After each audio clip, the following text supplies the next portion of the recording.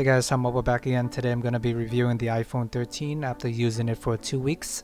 So when I first unboxed it, it just felt like any other phone. It actually feels a little thick but manageable, and you can actually text one hand without much issues. I'm still not over the fact that they are not shipping the charging brick anymore. It is supposedly for environmental reason, but we all know that they're just doing it to save money. Apple is saying that people have a bunch of charging bricks already laying around. But the difference is people do not have the fast charging bricks laying around. They just have a bunch of those older charging bricks. So if you want the fastest charging, you would need to buy it regardless. Something I still don't like about the iPhone series is they do not have any indicator that your iPhone is actually fast charging, or even if you are using the right brick. Sometimes people just prefer to buy the third-party brick because it is much cheaper. For Samsung, it actually distinguishes the difference between wired charging, also known as slow charging. They also have fast charging and super fast charging. So it's pretty easy to tell whether you're using the right cable and the right charging brick for it. It's these little things that matter because we all know that not all cables and bricks are created equally. The notch is a little bit smaller this year, which is nice to see, but I still think Samsung's hole punch design still look better. Face ID is more secure, but not as convenient when you have to wear a mask all the time. I do like how Face ID have gotten a little bit better throughout the years. For example, if you're laying on the bed, on the side, it still manages to unlock your face without me having to lift up my head. On a day-to-day basis, the interface feels like any other iPhone. I have an iPhone 6s laying around and it's practically the same familiar software experience. And that's not necessarily a bad thing. It is just more refined with some significant improvements in key areas like battery life. If you ask an average person what they want in a phone, it will be a great all-day battery life, a bright screen, and a great camera. And the iPhone 13 pretty much check all those boxes.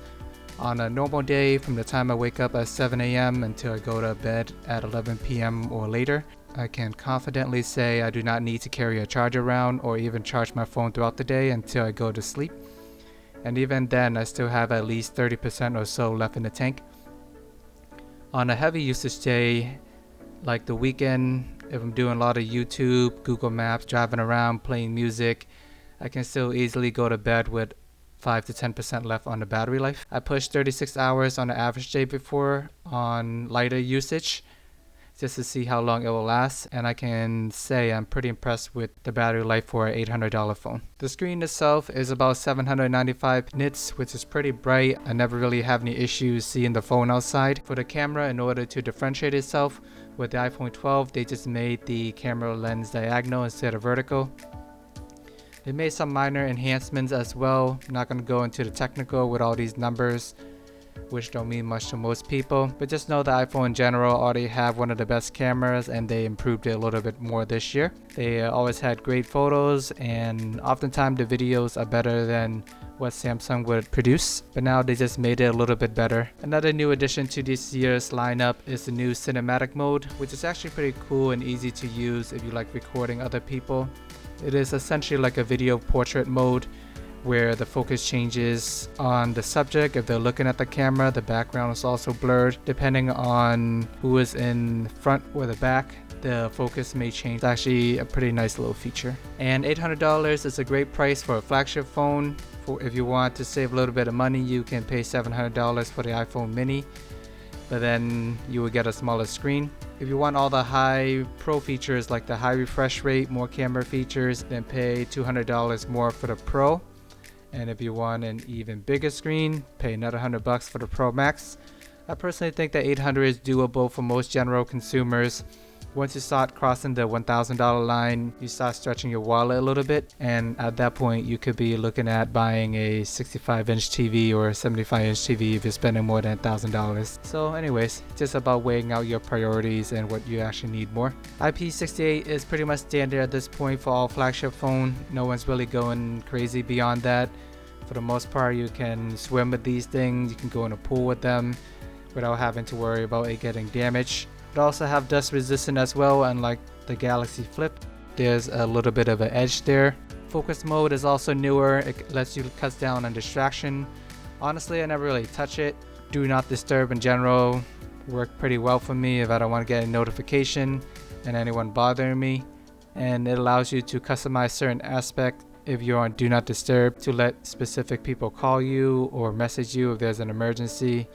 But for the most part, I'm not too crazy for it, or it's not something that I found to be that useful. One thing that I do wish the iPhone 13 do have is the swipe down notification anywhere on the screen. Due to the screen being a little bit larger, you kind of have to move your finger around a little bit in order to reach to the top of the screen to access the notification. I guess my suggestions there for some of your apps and everything like that, I would just put at the bottom. I do like that iOS brought the website browser to the bottom of the screen now, so you don't need to reach all the way to the top when you're web surfing. I know some people are not used to it being at the bottom, but I think in general, just in terms of use, it is much easier. So overall, if you're already in the Apple ecosystem, it will be a familiar experience with an awesome battery life that you would really appreciate. You can still brag about your blue bubbles in the inner circle. There will be no flipping and folding here. Just a very safe, reliable phone for $800. If you have the iPhone 12 last year, I would probably hold off. And maybe even the 11 as well. But if you have the 10 or earlier, it might be worth an upgrade just for the battery life alone. And it is even better for the Pro models. Let me know your thoughts on the iPhone 13 and if you will be getting it. Thanks for watching and see you guys next time.